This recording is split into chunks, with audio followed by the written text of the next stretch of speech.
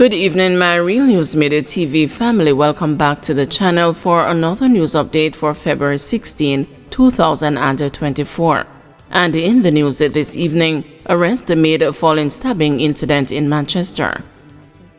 The Christiana police have made an arrest in connection with a stabbing incident that occurred at a bar on Wildman Street, Christiana, Manchester on Saturday, February 10.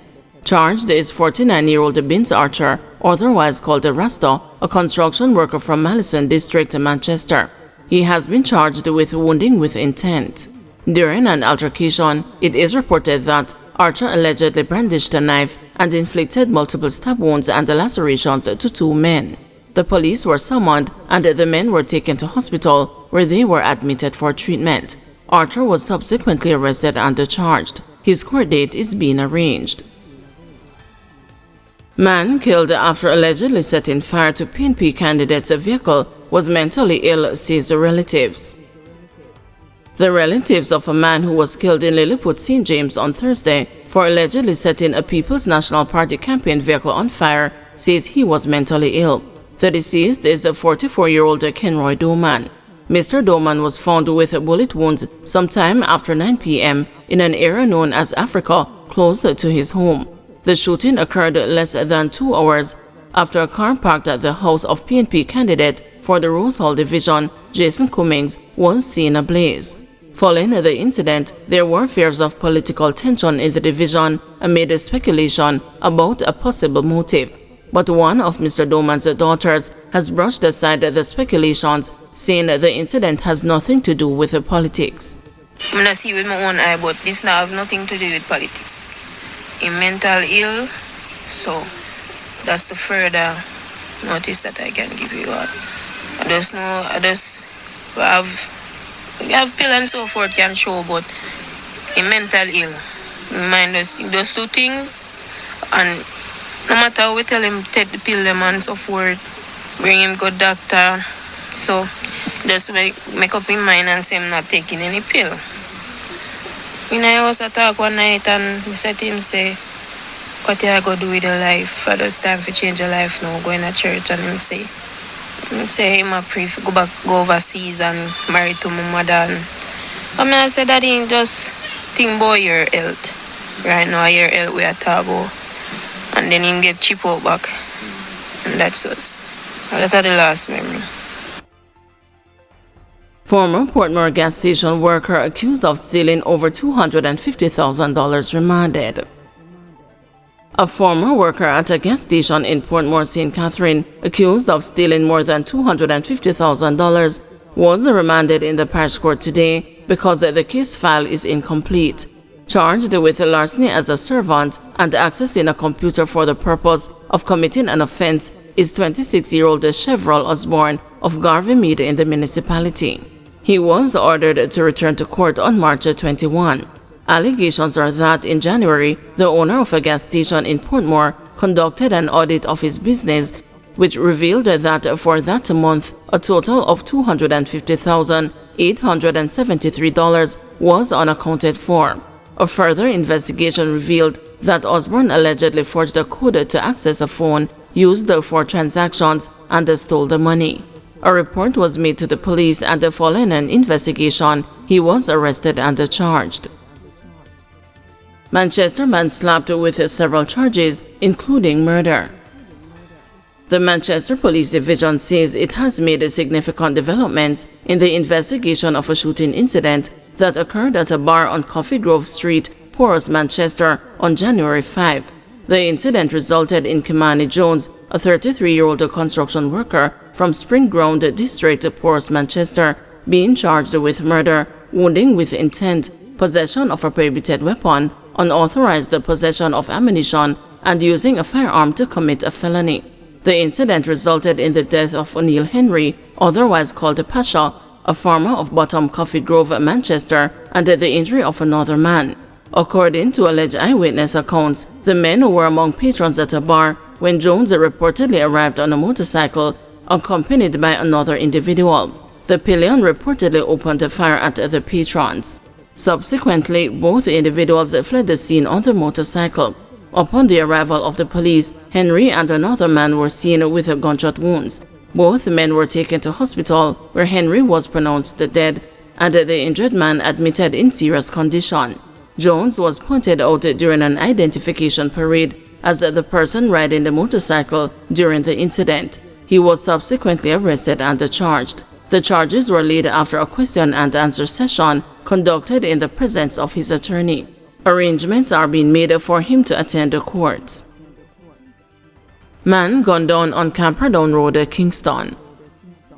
The East Kingston police are probing the circumstances which led to the fatal shooting of a man at a shop along Camperdown Road on Friday morning. The deceased has been identified as a 45-year-old Wilkirk James. Investigators say about 8 o'clock, Mr. James stopped to purchase a drink at a grocery shop when he was pounced upon by armed men traveling on a motorcycle.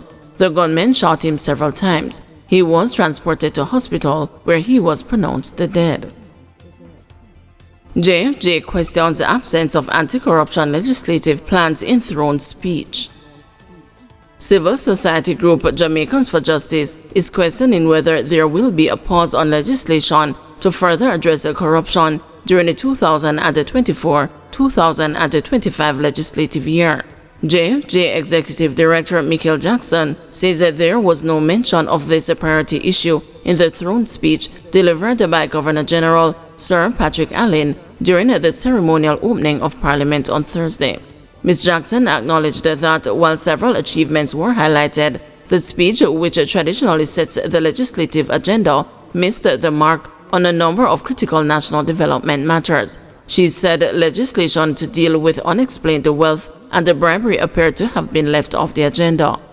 The challenge that we're also having, even keeping within the context of corruption, is that you have joint select committees currently meeting or have been meeting, focusing on the Integrity Commission Act and the Protected Disclosure Act, commonly called the Whistleblower Act. You get no sense of continuity in the throne speech because today, despite these two joint select committees meeting as far back as 2022, you have no indication of when the recommendation report will be tabled.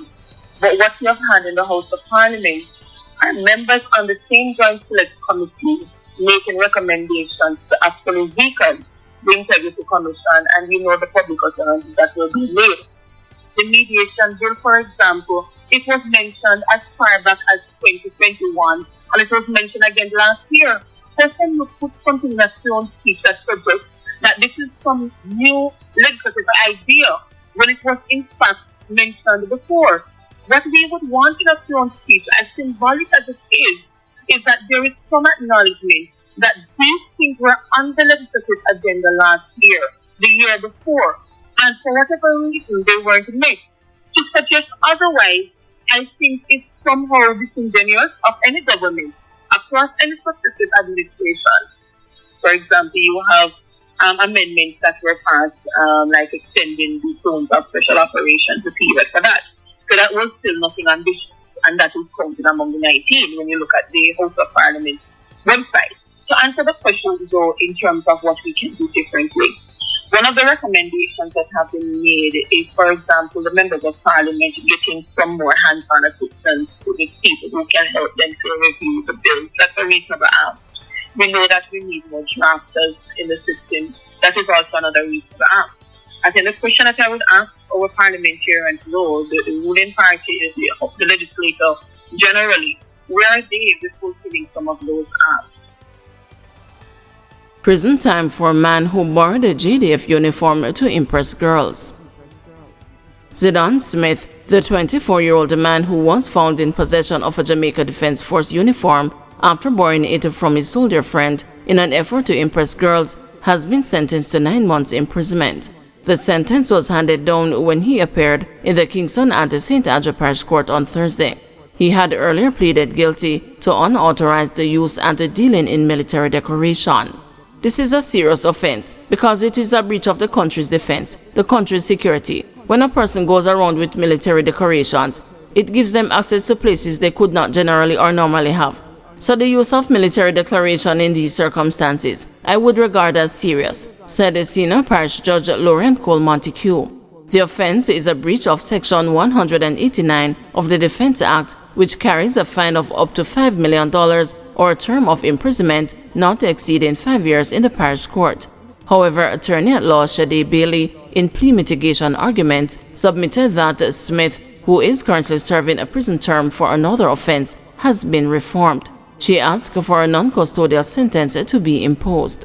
He is currently serving a sentence of 3 years and 7 months for another offense related to this incident, and he is like a prefect in the prison system helping with visits, and he is respected among the prison population. He has some CXC subjects, and prior to his arrest, he wanted to join the JDF, Bailey surmised.